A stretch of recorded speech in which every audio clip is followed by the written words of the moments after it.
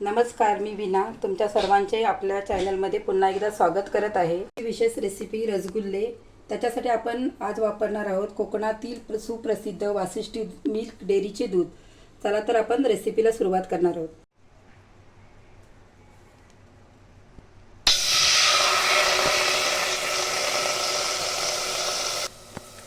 आता हे बघू शकता, आपण वाशिष्ठीचं दूध घेतलेलं आहे। आपण थोडं पाणी घातलंय त्याच्यामध्ये। आता हे आपल्याला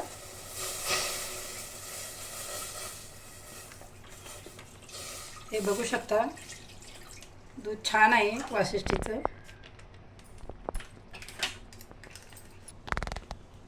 आता हे बघू शकता तुम्ही, दूध खूप छान आहे। तुम्ही वापरून बघा, प्युअर दूध आहे।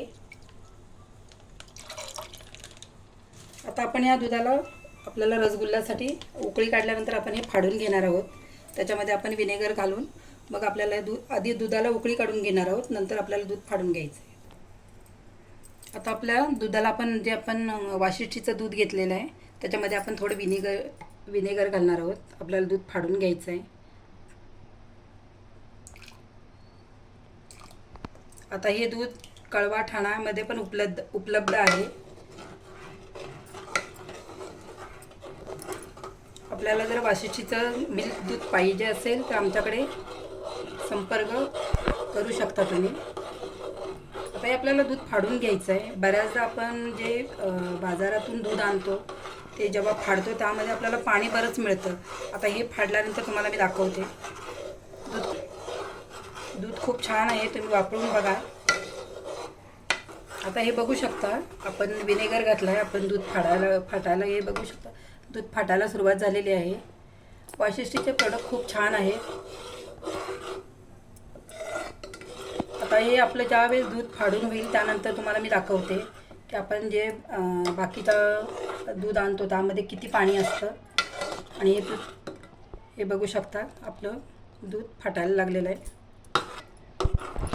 आपल्याला वाशिष्ठीमध्ये लस्सी, तूप, मँगो बर्फी अशा प्रकारचे बरेच प्रोडक्ट आहेत।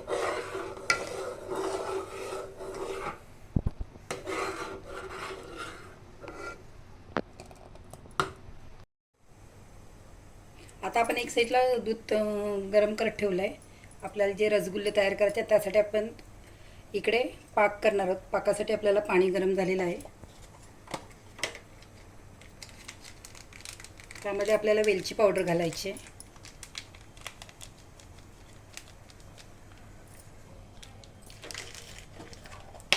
आणि साखर घालणार आहोत।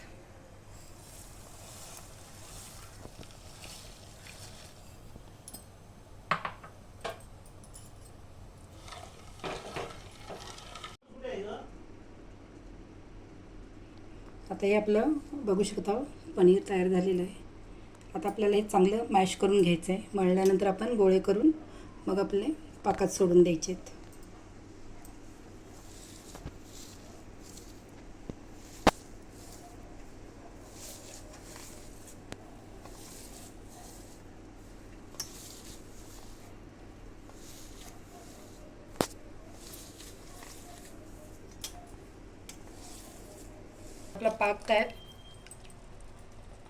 आपला पाक तयार झालेला आहे।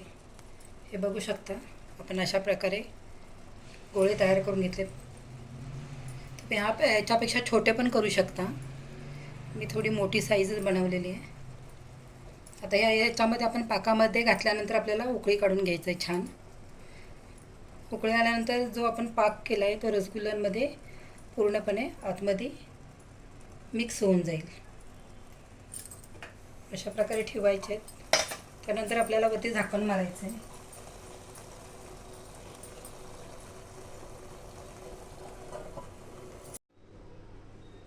हे बघू शकता, आपण कोकणातील सुप्रसिद्ध वाशिष्ठी मिल्कपासून बनवलेले रसगुल्ले आपले तयार झालेले आहेत।